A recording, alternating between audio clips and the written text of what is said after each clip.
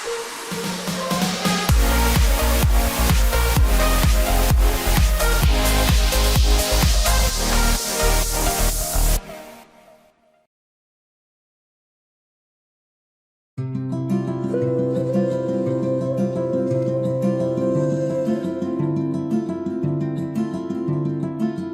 the National Center for Missing and Exploited Children, also commonly referred to as NCMEC, or the National Center, is a nonprofit organization.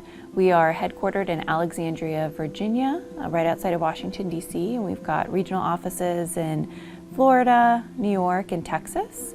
And our mission is to find missing children, reduce sexual exploitation, and prevent victimization. And so we run a number of different programs. On the missing side, if anyone has seen those missing child posters, received an Amber Alert, we assist with the distribution of those posters, the secondary distribution of Amber Alerts. We support families and guardians when a child is missing, and we support law enforcement with analytical resources in their investigations to find those missing children. Any legal guardian can report their child missing to us as soon as they know that that child is missing. There's no waiting period at all. There's a common myth that you have to wait 48 hours, but that's actually not true. And as soon as they make that report to us, then we can get all of our resources going. So it's really important that it's always reported to us. The bulk of what we see are actually children who are missing because they've run away. The public usually thinks that it's those stranger danger cases that we typically hear about in the news, but those are less than 1% of what we see. So the bulk of what we see, over 90% of reports of missing children made to NCMEC are actually children who are missing because they've run away. So that's really the majority of what we see.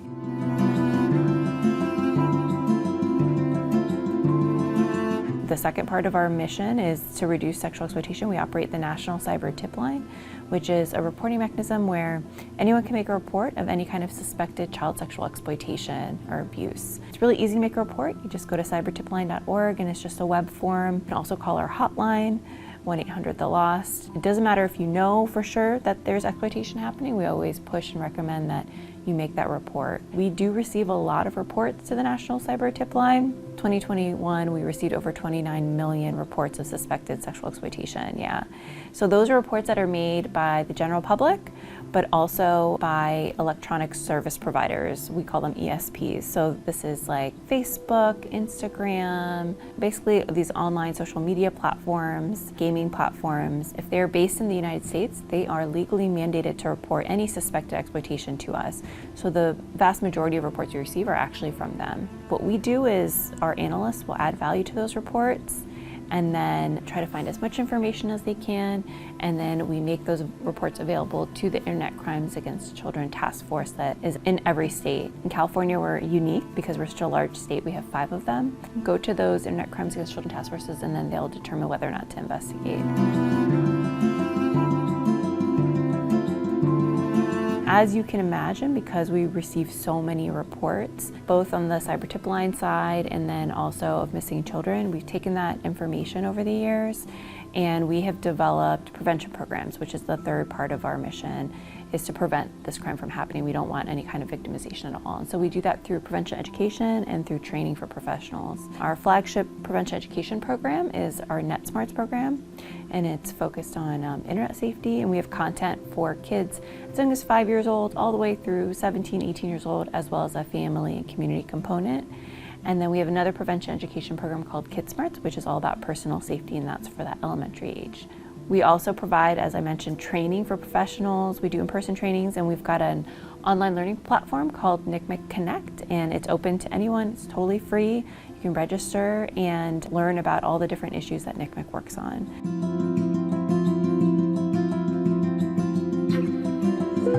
We're really passionate about the work that we do. We really believe that every child deserves a safe childhood.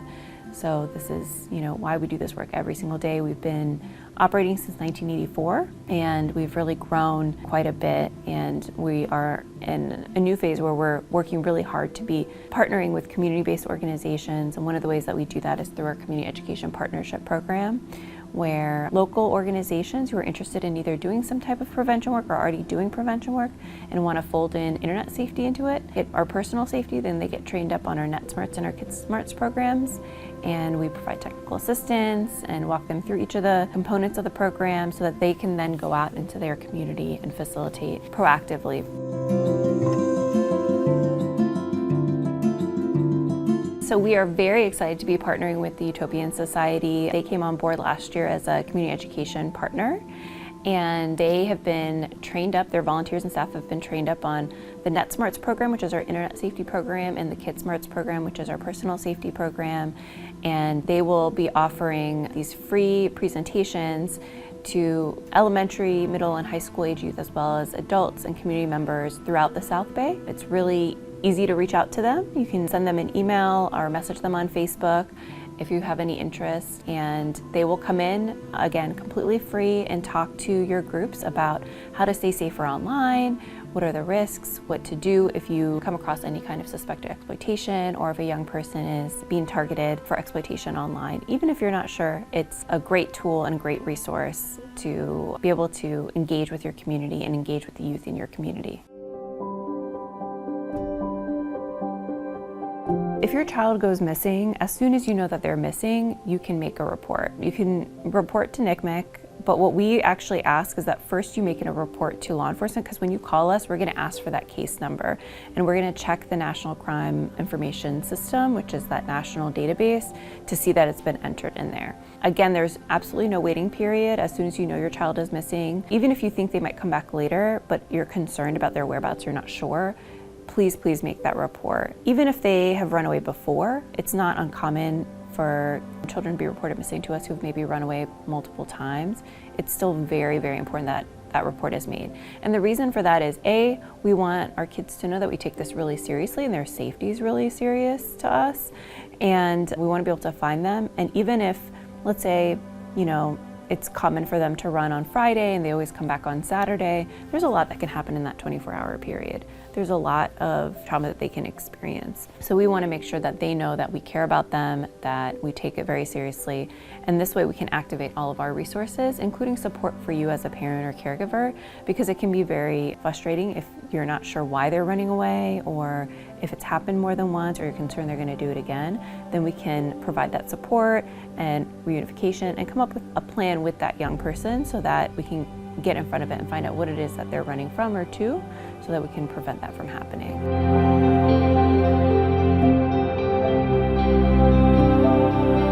Even if you are not comfortable making a report to law enforcement, but you're looking for some support, we have an entire team at NCMEC called our Family Advocacy Team, and they work with parents and caregivers regardless of whether or not there's an active case or whether or not the case is with NCMEC. So they can provide that emotional support, they can provide referrals to local resources. We have a network of providers, mental health providers, community resources, that are trained up on all of our issues, and they've agreed to provide free or sliding scale services to the families that we refer them to. We can assist with reunification. So we have a lot of help that we can provide, especially on that emotional support, even if somebody does not have an active case with law enforcement, an active case with NCMEC. So it doesn't matter if the missing incident or the exploitation happened 5 years ago, if it's happening right now, or they're concerned it's going to happen in the future, our Family Advocacy Team can still support them and help them through that.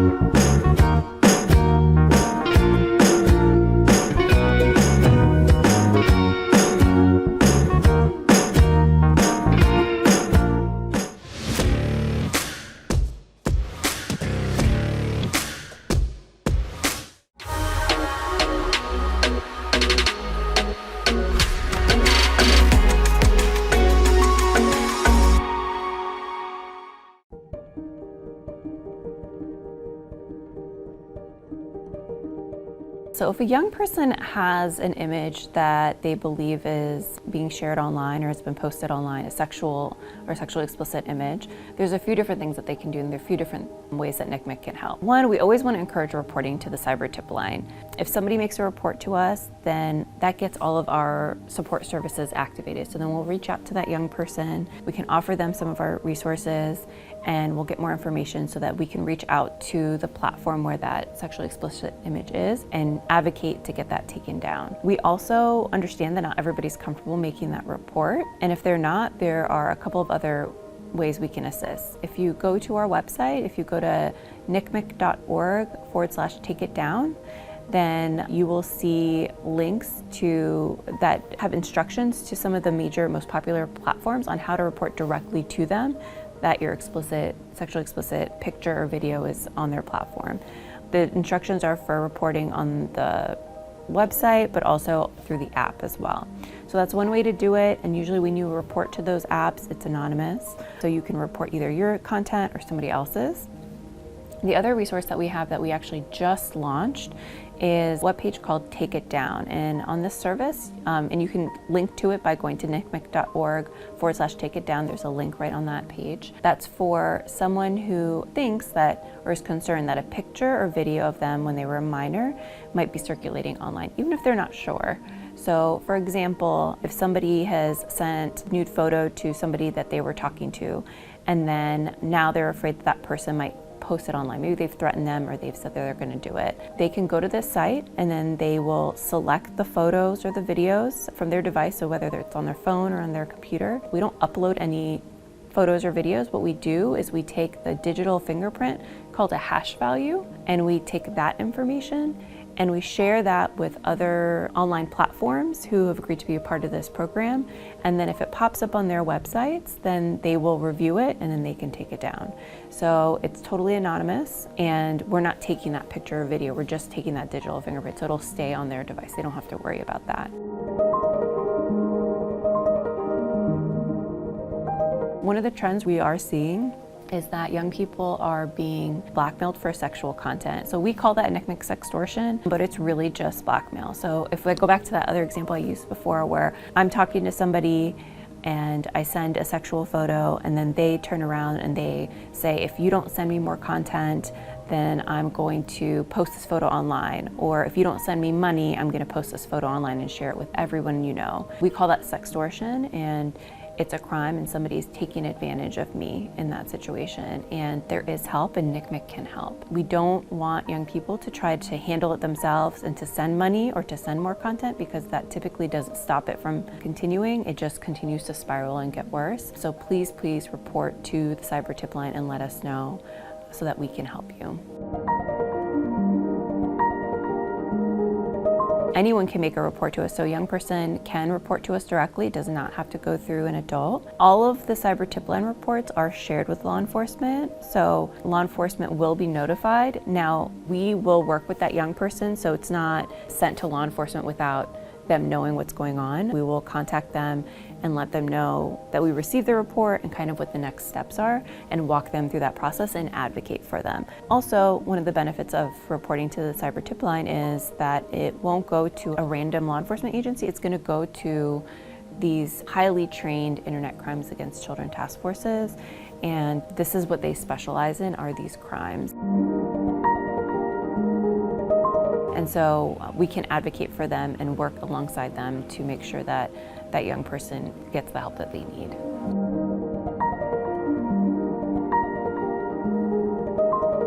So if somebody's experiencing some type of sexual abuse, and there's any kind of, particularly if there's any kind of digital component, so someone is being sexually abused and they know or they think there might be pictures or video of it, we strongly encourage you to make that report to the cyber tip line so that we can help you, and so we can help stop that abuse from continuing to happen. Again, it's cybertipline.org, and we have highly trained advocates that will also provide that kind of ongoing support through that healing journey. But nobody deserves to be abused. Everybody deserves to be safe. Every single child deserves to be safe, and you are not alone, and we are here to help you. The NetSmarts program has several different components, and our community education partners are trained in facilitating the presentations. The presentations are age appropriate. We've got presentations for lower elementary, upper elementary, middle school, high school, and then parents and community members. And it's all about sharing information about how to stay safer online, what the risks are, and what to do if you or someone you know is approached. For parents and community members, we're really pushing being very active online, being active in their children's lives, talking to them. It's a way to have conversations with kids in a way that's not scary, but is realistic, and we're presenting them with situations that could really happen to them, but we're not trying to scare them. What we want to do is we want to teach skills for them to be able to be proactive and be able to reduce their risk. And then also, if they do end up in a situation where they're either being targeted or maybe they have engaged in some type of risky online behavior, that they know that they're not alone and that there are people there to help them. I always say that this is also an opportunity for adults in their lives to be able to identify themselves as trusted adults and to have the tools to have these conversations with the young people in their lives. It's overwhelming sometimes. There's so many apps and there's so many programs, and where do I even start to have these conversations? So that's really what NetSmarts is. It assists with starting those conversations. And it's not about a specific app, it's about teaching skills and life skills. And it's really an approach to open up that dialogue with the young people in your lives. I mean, that's one of the things I really love about the program. It's not scary, it's gentle, and there's lots of different ways to have the conversations. You can have a presentation, do a presentation with youth in one room, with parents in another room, bring everybody back together and have a conversation about it. We have a series of videos that are, again, age appropriate. We have videos for kids in elementary school all the way up through high school. Particularly, we've been putting a lot of emphasis on that younger age group because we want to get in front of it. If we're waiting until high school to have these conversations, then it's too late. And the reality is that we're giving younger kids access to tablets. In school, they're using tablets, they're on the computer, and so we need to teach them how to stay safer while they're using all of these devices. One of our newest video series is called Into the Cloud, and we have 2 seasons of it. Each season has 6 episodes, and the first season is very foundational rules for how to stay safer online. And the second season is all focused around one of the characters. His name is Zion, and he is playing a game online, and somebody on the game dares him to moon the camera. And, you know, as a 7, 8-year-old kid, he thinks that's funny, so he does it. And then somebody takes a screenshot of it and then threatens to post a picture online if he doesn't send a certain number of coins through the game. And so the whole season is focused on him trying to figure out what to do. It's a really scary situation. He's scared to tell his parent, so he has to find a trusted adult he can talk to. He has to figure out where to report it, and his friends help him figure that out all along the way. And so in a very gentle way, we're talking about really major trends that we're seeing on the cyber tip line side: sextortion, cyberbullying, live streaming, gaming. In a way, we're talking about it where it's not going to scare the kids that this is targeting, but it's presenting them with a very realistic scenario. So the whole season isn't actually about sex at all, but we're covering all of these sexual exploitive topics throughout the program. And there's discussion guides that go along with it. It's really easy for parents to watch the videos with their kids. Kids actually really like them. We keep getting emails about when the next season is coming out. There are activities that can be done. It's a really fun program for younger kids. So NCMEC also offers an interactive activity called Cloud Quest on the netsmartskids.org website. And if you scan the QR code that's gonna pop up on your screen, then that'll take you directly to the site. If your child completes the activity and prints out the certificate or takes a screenshot of the certificate and shows it to the Utopian Society, then they are going to also receive a prize for their completion.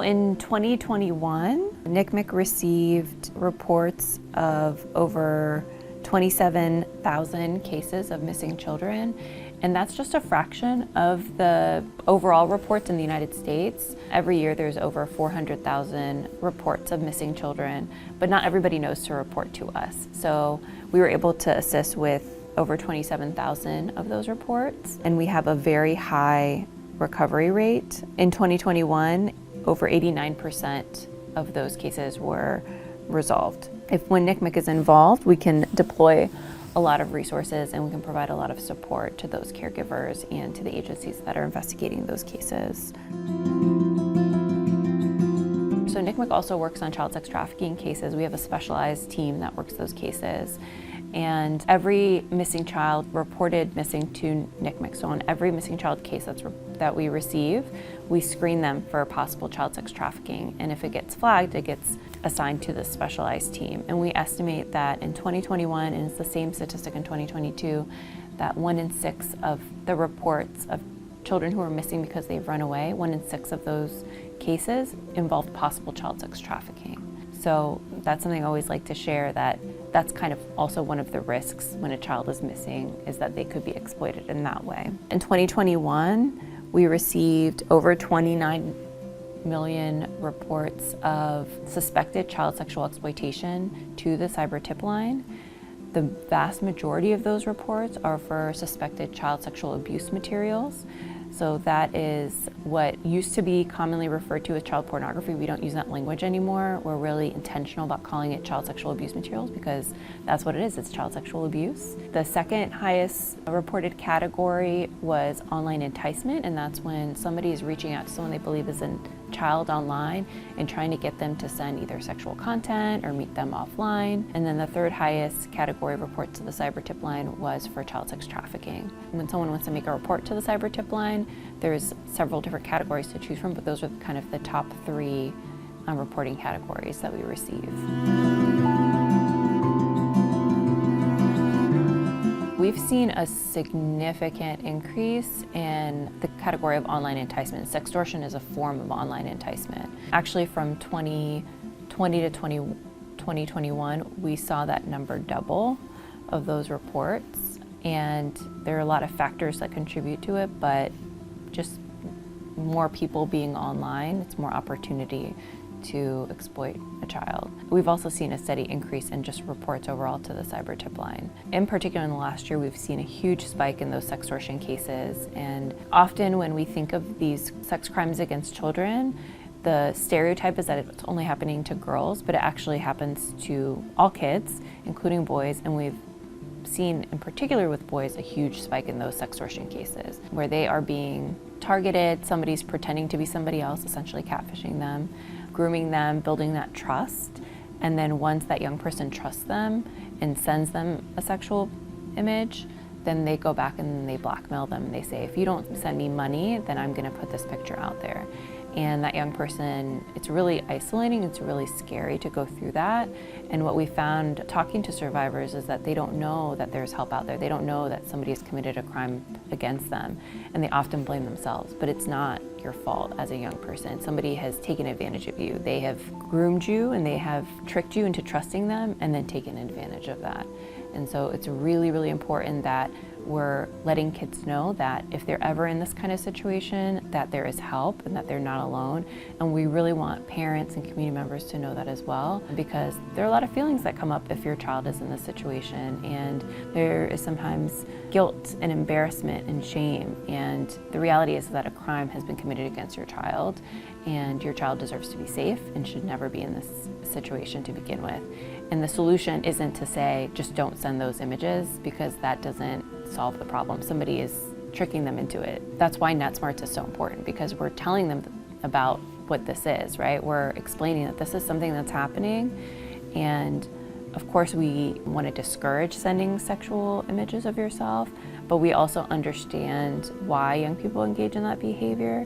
And we don't want to shame them for it. What we want them to know is that if it gets out of hand, if somebody is threatening them, if somebody is trying to hurt them by posting it online, that there is help and they're not alone. And that idea that once your picture is out there, it's just going to be out in the world forever is not really true anymore. We can, if we get in front of it early, we can prevent it from popping up over and over again. If you're interested in learning more, getting involved, go to nicmic.org. That's our website. That's where you can find all the information about all the different things that NCMEC does. If you're interested in about our prevention program, you can go to nicmic.org/netsmarts. You can also follow us on social media. We're at Missing Kids on all of the social media handles. So please follow us. That's how you can learn and stay up to date about things that are happening with our prevention program. That's where we post missing child posters. So based on your geographic location, you'll see those pop up. And if you come across a child who is in that poster, then we strongly encourage you to report to our hotline. And please report to us if you come across or you think that there's some type of sexual exploitation happening online. You know, these are really, really scary issues and topics, right? These are things that we never want to happen to the kids in our lives. But there is something that we can do about it, and that really just starts within our own circles.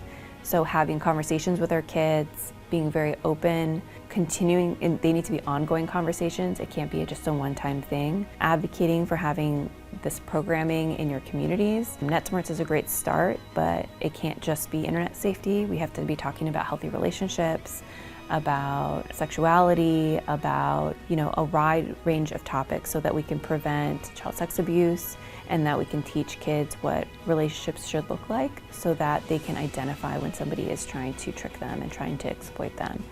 And beyond that, you know, we want to be just understanding and safe places for them in the event that they or someone they know is ever in this situation, so that they know that they don't have to handle it on their own, that they can come to you as that trusted adult in their lives. So sometimes it feels like there isn't anything we can do about it, but that's where it really starts, starting within our own circles and our own communities. If you're interested in having NetSmarts come to your community and to your organization, reach out to the Utopian Society Project.org, and they are excited to serve the South Bay and are excited to come and talk to the kids in your community and the adults in your community.